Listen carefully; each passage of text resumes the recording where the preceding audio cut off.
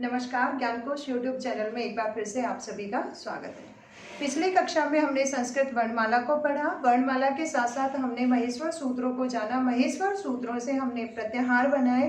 प्रत्याहार से हमने स्वर और व्यंजन को पहचाना। स्वर और व्यंजन। अब यहाँ वर्णों की हमने बात की है, तो वर्णों की हमने बात की है तो वर्णों का उच्चारण स्थान भी आता है, क्योंकि परीक्षा में वर्णों के उच्चारण स्थान से बहुत बार 1 से 2 क्वेश्चन पूछे जाते हैं। इसलिए वर्णों का उच्चारण स्थान क्या होता है? मुख के जिस भी भाग से जिस भी वर्ण को बोला जाए वही उस वर्ण का उच्चारण स्थान कहलाता है। पाणिनि जी ने उच्चारण स्थान के लिए हमें सूत्र दिए हैं। सूत्र देखने में थोड़े बड़े लगते हैं, थोड़े कठिनाइयां होती हैं इनको पढ़ने में, समझने में, इसलिए मैंने इन सूत्रों को विभाजित करके, खंडित करके लिखा है ताकि आप लोगों को समझ में आए, हम लोग आसानी से इन्हें समझ सके, पढ़ सके। पहला सूत्र है अ कु ह विसर्जनीयानां कंठ। क्या कह रहा है? अकुह विसर्जनीयानां कंठ। अ का अर्थ होता है अ और आ। अ का अर्थ क्या है? अ और आ। कु का अर्थ होता है उदित वर्ण। कल की पिछली कक्षा में हमने पढ़ा था उदित वर्ण कु चू टू तू पू, ये क्या होते हैं? उदित होते हैं। तो कु का अर्थ होता है पूरा का वर्ग, क ख ग घ ड़। ह का अर्थ क्या है? ह विसर्जनीय नाम और विसर्ग का उच्चारण स्थान कंठ होता है। पहला सूत्र कहता है अकुह विसर्जनीयानां कंठ। अ का अर्थ होता है अ और आ। कु का अर्थ होता है पूरा कवर। ह और विसर्ग का उच्चारण स्थान कंठ होता है। ईचु यशानां तालु। ई और ई दोनों का उच्चारण स्थान तालु होता है। चू से पूरा चवर्ग, य और श, ईचो यशाना तालु, इनका उच्चारण स्थान तालु होता है। रीटू रसाना मूर्धा, री तवर्ग, र और षटकोण वाले श का उच्चारण स्थान मूर्धा होता है। रीटू रसाना मूर्धा, री दीर्घ री, ट ठ ड ढ न, र और श का उच्चारण स्थान मूर्धा होता है। ऋतु लसानां दंता, ली तवर्ग, ल और स का उच्चारण स्थान दंत होता है। उ पु उपध्मानीनां ओष्ठ। उ दोनों उ आ जाते हैं। पु से पवर्ग और उपध्मानीय वर्ण जो होते हैं इनका उच्चारण स्थान ओष्ठ होता है। अब यहां एक चीज समझनी है, उपध्मानीय वर्ण क्या होते हैं?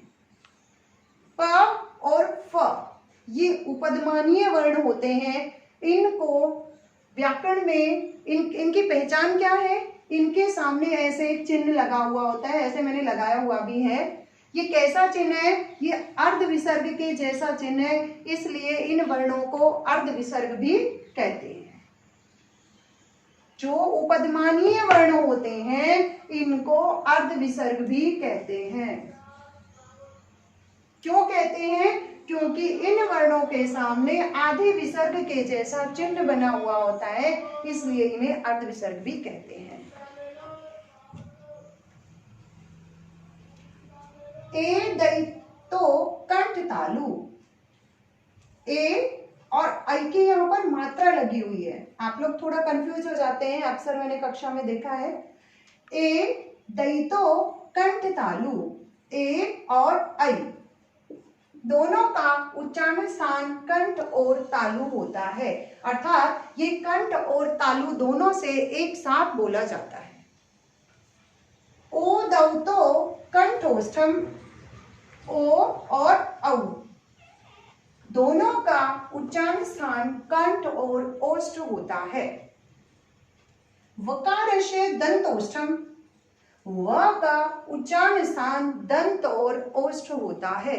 व जो है जब भी कभी हम बोलते हैं तो उसका उच्चारण स्थान दंत और ओष्ठ होता है।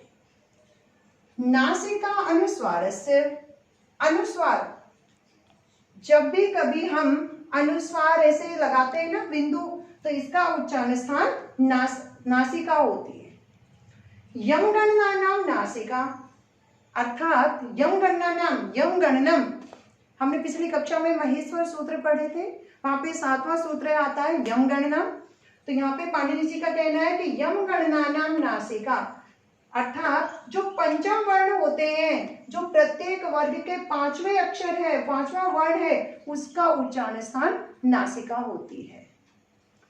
अब यहाँ पर एक चीज और ध्यान देनी है हमने कि जीवा मूल्य, जीवा मूल्य नाम जीवामूल, क और ख दो वर्ण जीवामूल कहलाते हैं। इनके सामने भी अर्ध विसर्ग के जैसा चिन्ह होता है। एक बार आप लोग मेरे साथ फिर से बोलिए, ये उच्चारण स्थान का जो सूत्र है उसे याद करने की कोशिश कीजिए। अब हमने इन उच्चारण स्थान के सूत्रों को समझा, अब हम इन्हें याद करेंगे। लेकिन याद करने से पूर्व एक बात और मैं आप लोगों को फिर से बता देती हूँ कि ये जो उच्चारण सूत्र है हमारे, ये मैंने खंडित करके विभाजित करके लिखा है इनको। जब हम इन्हें याद करेंगे, हम इन्हें बोलेंगे तो महेश्वर सूत्रों की तरह रूटीन में जोड़कर एक साथ बोलने का प्रयास करेंगे। ये केवल आप लोगों के समझने के लिए था। और एक दूसरी बात, समझने के लिए ही मैंने जहां ये एरो लगा हुआ है, इससे इधर आपका संस्कृत सूत्र है और उसके इधर में मैंने उनका हिंदी अर्थ लिखा हुआ है, ताकि आप लोगों को ये सूत्र समझ में आए। अब आप लोग अपने घर पे प्रैक्टिस कीजिएगा। मैं एक बार कोशिश करती हूँ कि आप लोग मेरे साथ सीख जाएं, लेकिन हमारी कक्षा में से कोई एक जन मेरे साथ बोले। हाँ, आप बोलिए। अकुह विसर्जनीयानाम कंठ, अकुह विसर्जनीयानाम कंठ, ईचु यशानाम तालु, ईचु यशानाम तालु, ऋतु रसानाम मूर्धा, ऋतु रसानाम मूर्धा, ऋतु लशानाम दंत, ऋतु लशानाम दन्तः, उपु उपदमानीनाम ओष्ठ, ऊपु उपदमानीनाम ओष्ठौ, एदयितो कंठतालु, एदयितौ कंठतालुः, एदयितो कंठतालु, एदयितो कंठतालुः, ओदौतो कंठोष्ठम, ओदौतो कंठोष्ठम, वकारस्य दंतोष्ठम, वकारस्य दन्तोष्ठम, नासिका अनुस्वारस्य, नासिका अनुस्वारस्य, यम गणनानाम नासिका। यम गणनानाम नासिका। थैंक यू, बहुत बहुत धन्यवाद। माँ सरस्वती की कृपा बनी रहे। मेरे हिसाब से आप सभी को उच्चारण स्थान समझ में आए होंगे। एक बार और घर पे आप लोग प्रयास कीजिए, ऐसे ही मेरे साथ जुड़े रहिए। धन्यवाद।